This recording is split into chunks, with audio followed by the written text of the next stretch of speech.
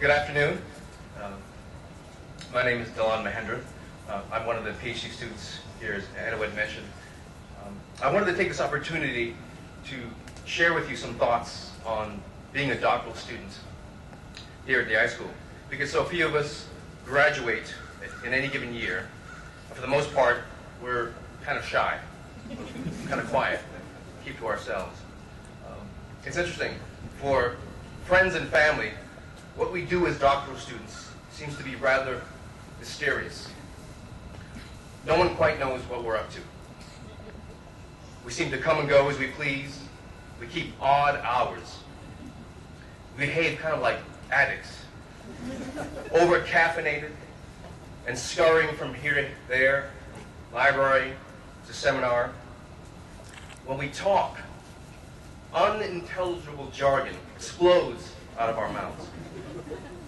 No one knows exactly what we're saying, least of all us.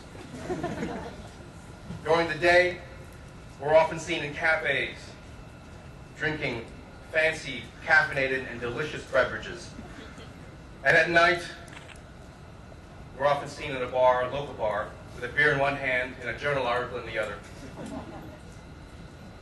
It's a proven way of learning, apparently. Some people have had the audacity to ask, "Are you really doing any work?" My reply vociferously is, "Of course! Can't you see? I've written all this stuff that a lot of people are really, really interested in." But of course, a lot of people for a doctoral student, remember we're kind of shy, is like 4 people. Which curiously is the exact number of an academic conference panel.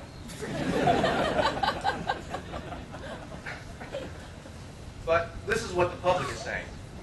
And I kind of want to give you a sense of the inside view, of the kind of informal view.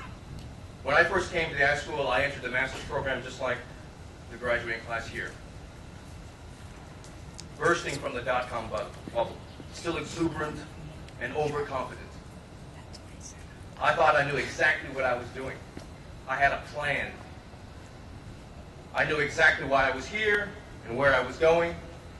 I was going to learn, while at the high school, the practical and technical skills and return to the high-tech industry from where I'd come. In my arrogance, as a young graduate student, I thought that I knew everything.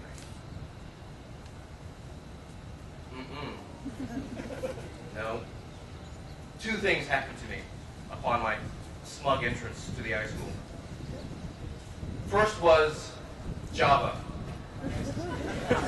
And it's not the caffeinated, delicious beverage. This is the other Java that only high school students would have a sense about. The object-oriented programming kind. I found myself surrounded by 17-year-old computer science undergraduates who put me in my place with a can of Red Bull and an algorithm. I realized I didn't know very much at all. The second thing that happened to me, and this is very important at the time as a master's student, was that I met the late Professor Peter Lyman, who had become my dear friend and mentor. Peter showed me and others that a master's student's professional interests can be cultivated into research interests. Soon after I entered the PhD program at the high school, Peter advised me, saying, "Dilan, all we expect of you is for you to do excellent and original research." I was emboldened by this. In earnest, I began to train, to study, and to research. But what I found was that the more I learned, the more I realized actually how little I knew and how much more there was to know. I would discover hidden within Peter's advice was not so much that I need to only establish a research program with an original research question, but it was even more basic than that. Peter's advice was more basic than that. And doing doctoral research, in its essence, is more basic than that. It was how to ask a question at all. And apropos of our keynote, the act of asking a question was so essential. So being a thinker then, being a doctoral student, wasn't simply an accumulation of facts or the certainty of knowing, but the question itself. So when I recall the time when I was beginning and I thought I knew so much, I often laugh and I giggle to myself, because at least now I understand, as I come to the end of this stage as a scholar, I understand now that being a doctoral student is not the claim that you can think you can know everything, but that you should question everything. Thank you.